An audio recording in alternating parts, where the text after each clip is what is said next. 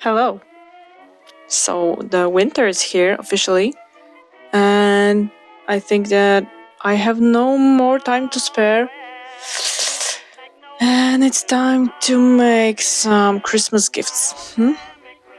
I don't know if I will be able to make some decorations this year because I need to make at least 3 gifts for my family members, and it will be time consuming, so I don't know if I will be able to make some Christmas decorations, but it's fine. And today I would like to make a creature. Maybe you can remember when some time ago I made this masked forest creature. It was a gift for someone from my family and I don't have it with me, but you can check this one in my previous videos. And I have a request from someone else from my family, and he wants something similar from me. And this is what I have to start making today. And I think I would like to make something different this time. The last one was like forest vibe with mushrooms and with like wooden mask, but this time I would like to make something else, like a deer, but the mask is a skull with horns, and I would like to make wings, but I never made wings before, so it will be an experiment because I would like to make them like posable, but not like noodle posable, like the wire when you can shape it any way you want. But I want them to be like stiff where the bones are and just movable where are the joints. Yeah. So let's go.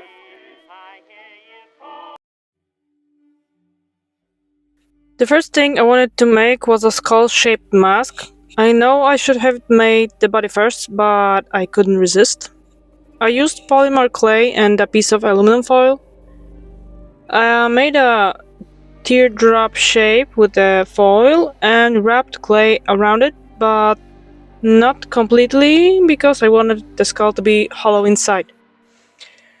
I've never made a skull before, this is my first time. I am looking at the picture online, but it doesn't have to be exact because it's a made-up creature.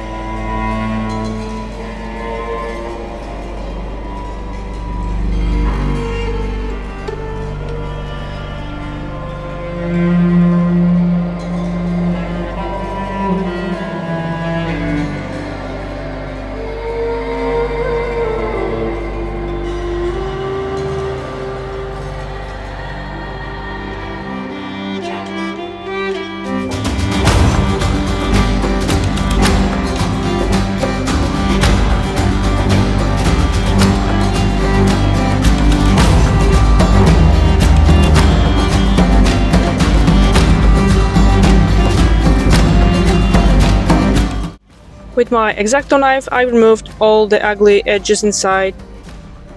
And this is what it looks like at the end after baking. It will wait for the rest of the body.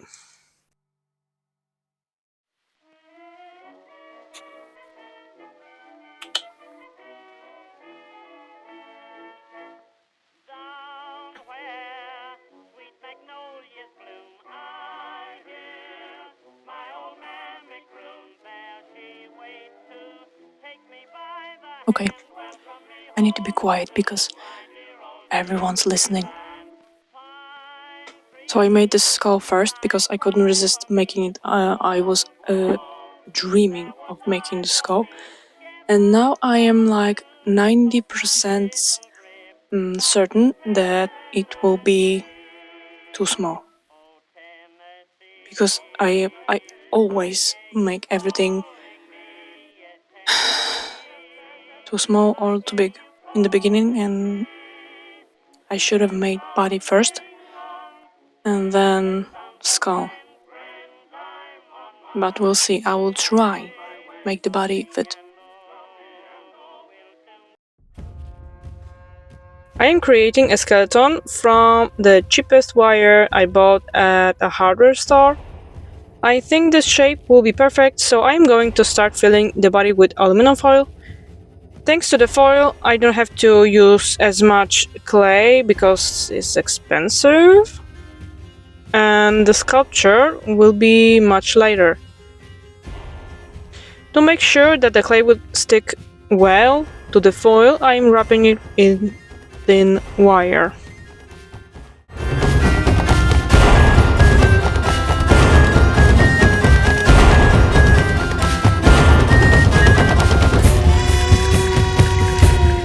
I forgot to include a transition with covering body with clay, so here's a stop motion instead. I made this body and it's not too big, but I really tried not to make this too big or too small, because I always make things too big or too small, and I think it's perfect. About feet, I wanted to make some like long fingers, but I don't think that I am skilled enough to do that, and I will try to make just like hooves, like deer hooves. I would like to make wings like hard and stiff where the bones should be, and only movable where are the joints. I think I know how to do this, but this is my first time, so this is kind of an experiment. To make the wings, I need to make a proper frame. I use wire for this, which I attach by wrapping it with this second thin wire. This will help the clay stick better to the wire. It might fall off if the wire is smooth.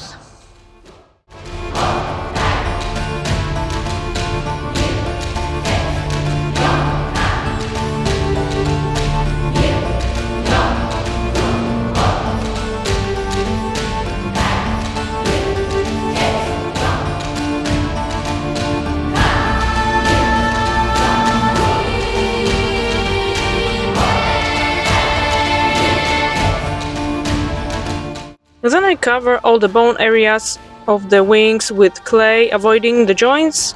This will allow the wings to move.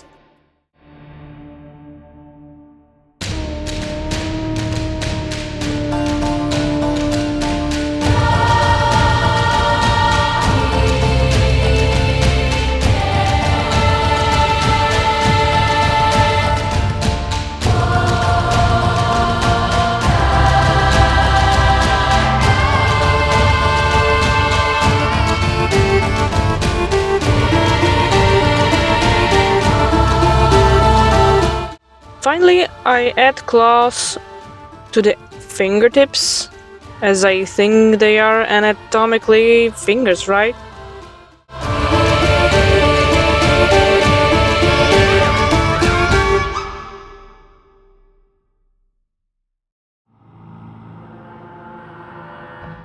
Griselda came to check on the work. She has to make sure all the Christmas gifts are ready on time.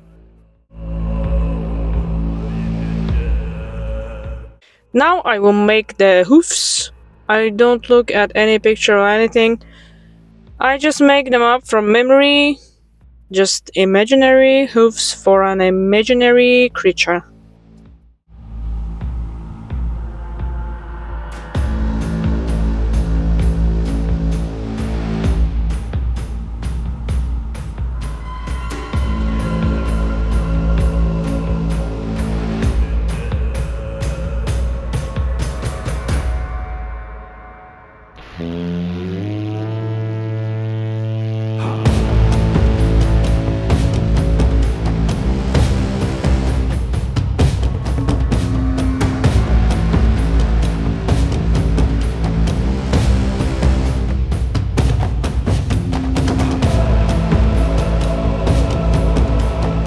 Okay, so this is the progress.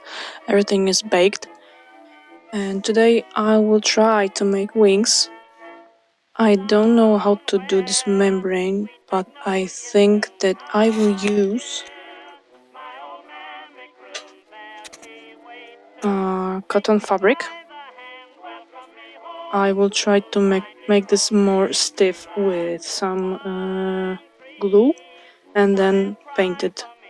Next thing I would like to do is make a head with some foam clay, because I just need to fill this space up to make it like round head where I can put my skull. And then I would like to cover this with fur, and I have 3 kinds of fur to choose. So I have this one, but I don't like this one. It gives me like teddy bear vibes and something like this. I don't like this one. I have this one, and I really like this one, but I don't think this piece is enough to cover whole body. And I have this one, and I think that I will choose this one. So this is the plan. Let's do it.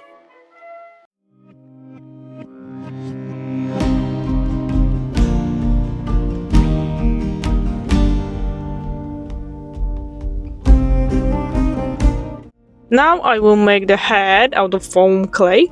It's pink, but it doesn't matter to me because I will paint this later. I'd like the clay to be visible through the eye sockets of the mask because I want the eyes to look like black holes with white pupils. The shape of the head also doesn't matter because all of this will be covered by the fur.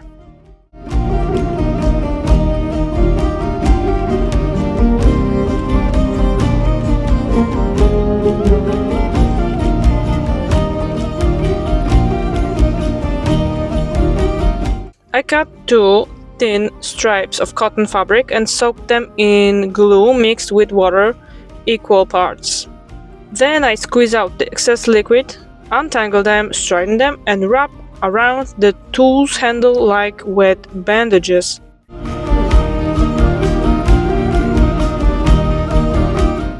While still wet, I wrap the bandages around all the wing elements, including the joints, because I think this will allow them to move without the wires being visible.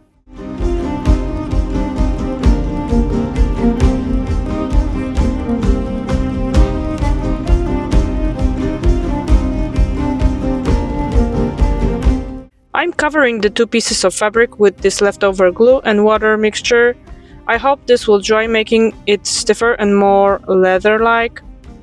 This is what it looks like after drying. I think it's perfect. I outline the wing shapes, cut them out, then copy into the second fabric, and glue both wings to the skeleton.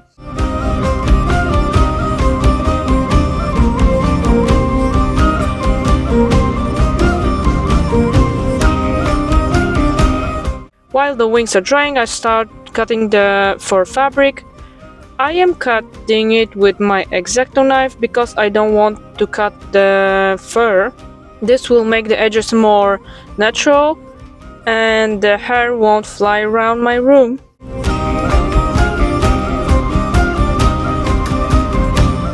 I remember to mark which direction the fur runs because it needs to run from head to back, not the other way around. Outlining the shape of the creature's body first and then paying attention to the direction of the bristles, I outlined the shape on the second piece. I am cutting it with a half centimeter seam allowance. The body shape is not flat but rounded, so I need a wider fabric to cover it all.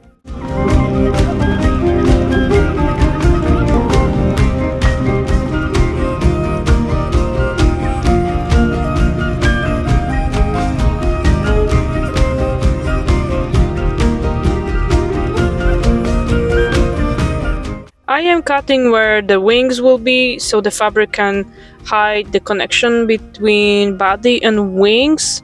Then I'm gluing the fur on with hot glue. I make sure the edges of the fabric don't overlap but touch each other. I will add thin strips where the gaps are.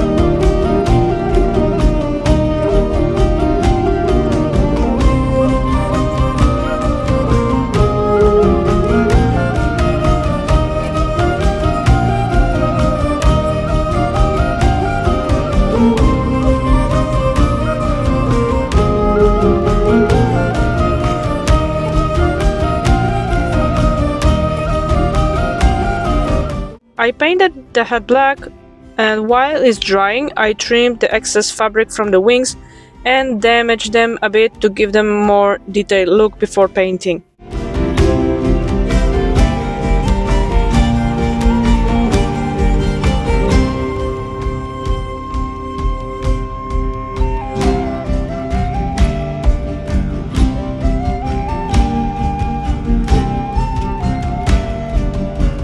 I painted the legs and wings with paint mixed with some glue. I had to be very careful when painting the wings because they are glued with glue that can dissolve in water.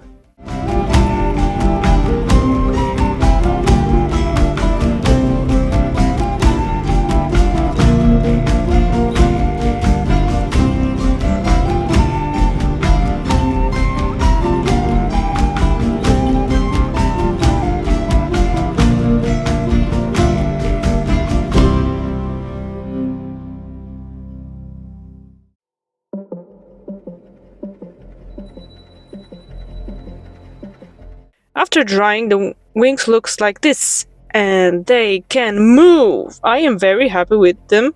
I would do them differently next time, but this is my first attempt and I consider it a success. I trimmed the fur on the back because there was too much of it and the body shape wasn't visible. Then I painted the skull and I will leave it this way.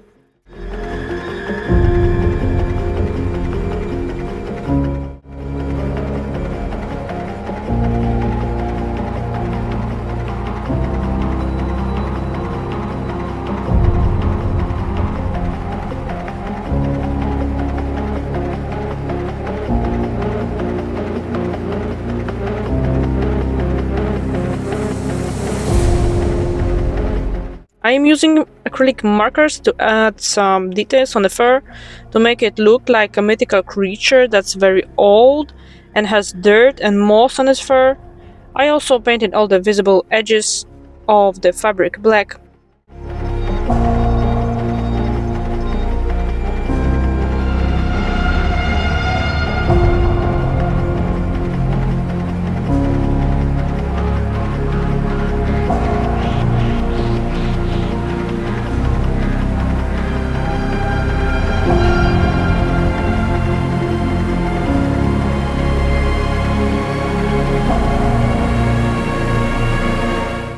after trying on the skull, I realized that there's not enough foam clay, so I ripped some off to get better grip and added some more foam clay, black this time.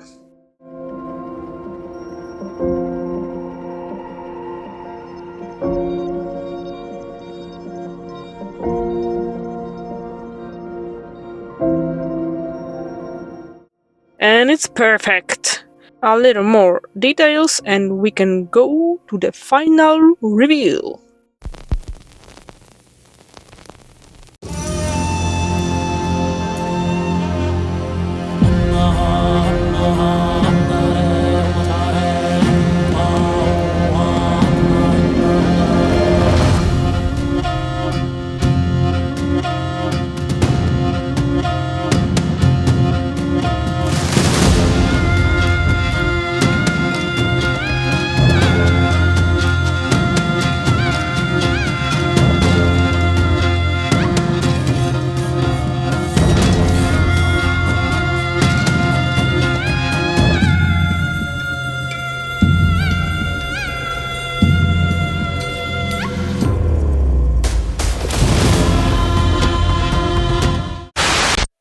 Look at this.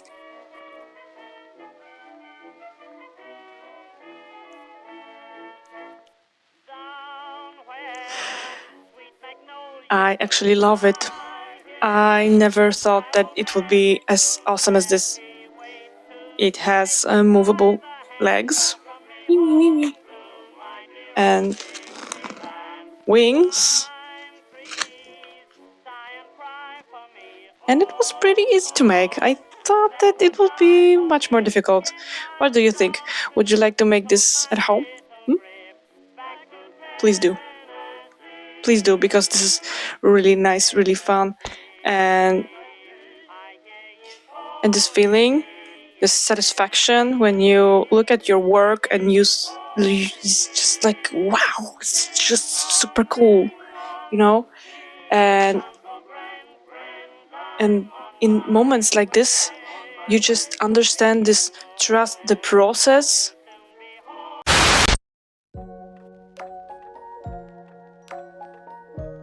I am in this moment 3 subscriptions away from my first 1,000 subscribers. And I can't believe this. How this is even possible that 1,000 people like my crafting. I don't know, but the thing that I know for sure is that this channel doesn't exist without you. And I am very happy. I like doing this stuff. I really like recording my work because I did it anyways. Just I never showed it to anyone, you know? And if you like crafting content like this, please subscribe, give me a thumbs up, and maybe leave some comments. And we'll see each other in the next video. Thank you. Bye.